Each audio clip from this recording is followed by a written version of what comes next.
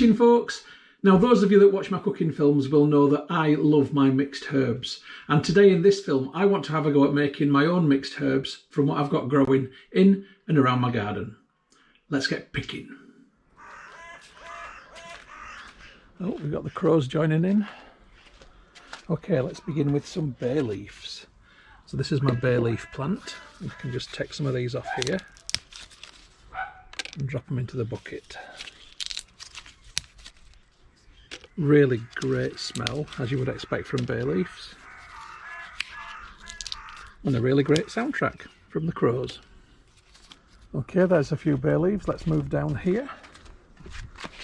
So I've got chives, sage and mint, and I'm going to do exactly the same. I want to take some chive flowers because they're edible, and of course some stalks. I might need to get my scissors for these, so I'll pick some sage leaves. I can't take too many sage leaves yet, the plant needs to develop a bit more, but I can take some mint leaves. I don't want to take too many mint leaves because it's a very strong flavour. So I'm going to snip some of these stalks off. I'll come back to them in a minute and pick them up. And all that's edible. So this is a borage plant, and the leaves and the flowers are all edible, so I'll take a few leaves and just a couple of flowers. I don't want to take too many because they are nice to look at.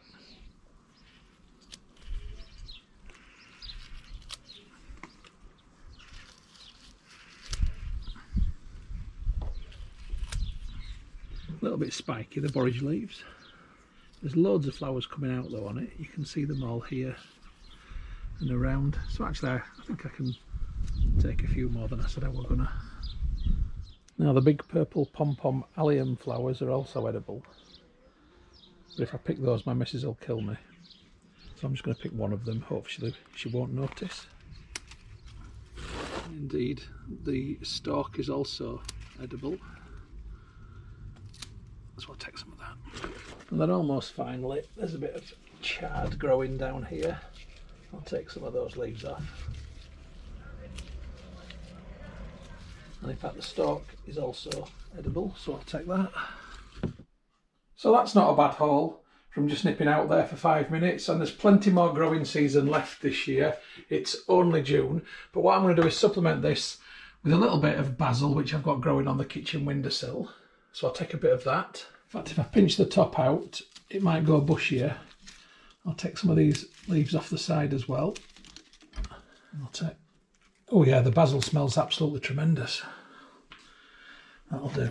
Hopefully that will encourage new growth from the smaller leaves. Right, that's not a bad little lot.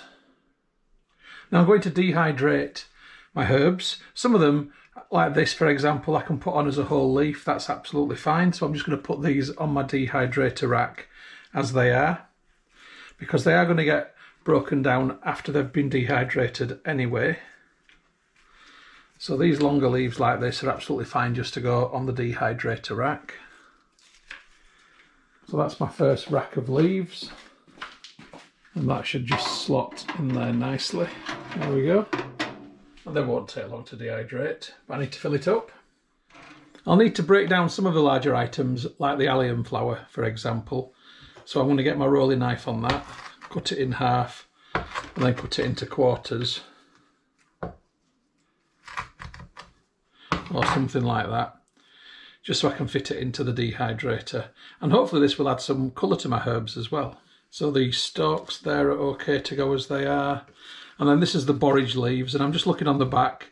I'm not sure if that's some sort of fly or something else, or those little black specks, so I'm just going to give them a little rinse.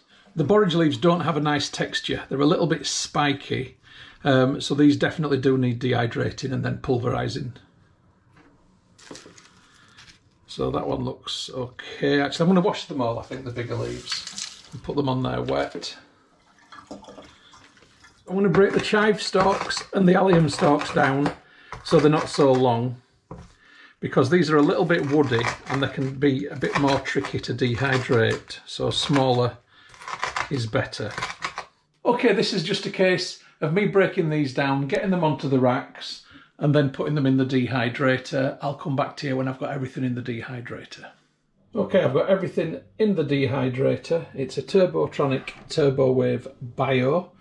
I have no idea what temperature to put this on at. I'm going to err on the side of caution and go to 60 because there's not a lot of water in those things, and I'm going to put it on for an initial 5 hours. So we'll have a look in 5 hours time what this looks like. Catch you then. Okay, the dehydrator has finished. Let's start at the top and work our way down. I need to hear snapping. Oh, I'm getting things dropping out. That's a bit snappy. That's bendy. Try something else from there. That's bendy as well. So I'm not convinced that what's on the top is dehydrated sufficiently. I think some of it has. It's really difficult to pull out what has and what hasn't exactly. Let me go down to the next shelf. So that has. Okay, so let's pull this shelf out. So I think these were the borage leaves. Yeah, they're good. So they can go in the bowl. So essentially what I've got to do at this point is separate what has been dehydrated enough from what hasn't been dehydrated enough. It's a bit of messing about, but you know what, that's part of the process. Okay, I'm going to go through the rest of these and I'll come back to you. Okay, so some of the leaves are crispy and they're fine like that, but some of the stuff in there is still a bit bendy and not dehydrated enough. So what's left in there, I'm going to whack this up to 70 and I'm going to put it on for 3 hours, and that's that. I'll come back to you tomorrow when it's done. See you then. Well folks, it's the next day, and as you can see, it's an absolutely beautiful day in the garden, so hopefully those herbs are going to keep growing. But let's have a look at what we've already got. So as you can see in the bowl, everything from the dehydrator is now in there. This is all nice and crispy, and I now need to break this down a little bit. Pestle and mortar style. So I've got to do this for a good 5 minutes or so until I've got much smaller pieces in there. When I've done that, I'll come back to you. But I can confirm, it smells incredible. Okay, 5 minutes later, and I'm struggling to break down these into the smallest pieces that I wanted to. And they're certainly far too sharp to use in cooking. But I am going to break them down even further anyway. And I'm going to do that by putting them in my coffee grinder. So just gently and delicately getting them in there. And these will break down into something which isn't quite powder, but it's not far off powder. And that will be just great for using in cooking. And dehydrating the herbs like this rather than using them fresh means that they keep for ages. In fact, these would be good for a year. So the grinder goes together like so. Then the grinder sits on the blender base, and now the noisy bit.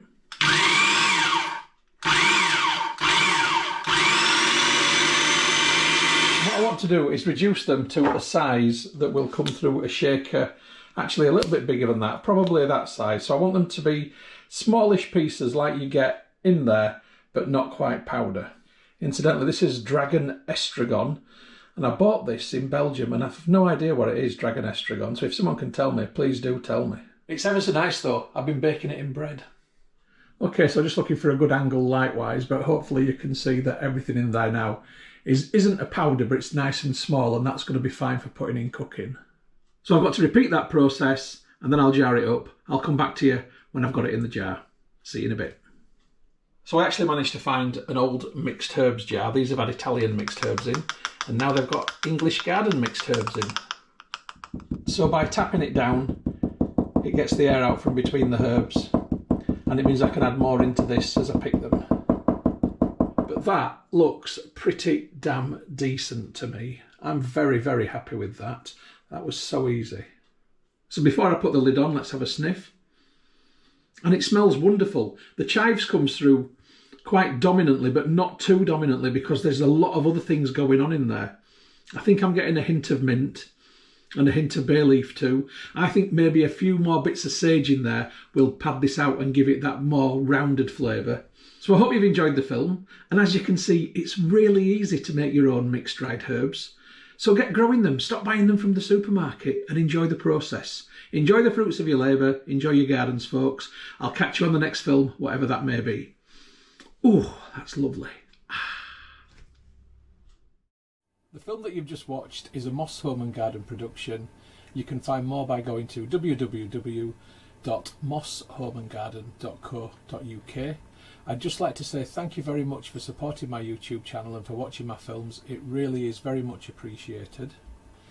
If you haven't already done so, please subscribe to my YouTube channel in order to receive future updates about the home and garden films which I upload. You can find my YouTube channel by going to www.mosshomeandgarden.co.uk. Please click on the red subscribe button. When you've done that, a little bell will appear. If you press that also, then you'll get future updates about the films which I upload. If you like my films, if you like my style of filming, then you might also like my travel channel, which you will find by going to youtube.com/Stuart Moss or type in www.mosstravel.tv. Again, if you could subscribe to that channel, it would be hugely appreciated. If you'd like to get Moss Home and Garden updates on Facebook, then please open Facebook and do a search for Moss Home and Garden, and you will find the page. If you like the page, then you will get future updates on there. And if you'd like to connect on Instagram for home, garden and travel photography, as well as some stories, then my username is StuMoss, STUMOSS. If you'd like to connect on Twitter, then my username is @StuartMoss.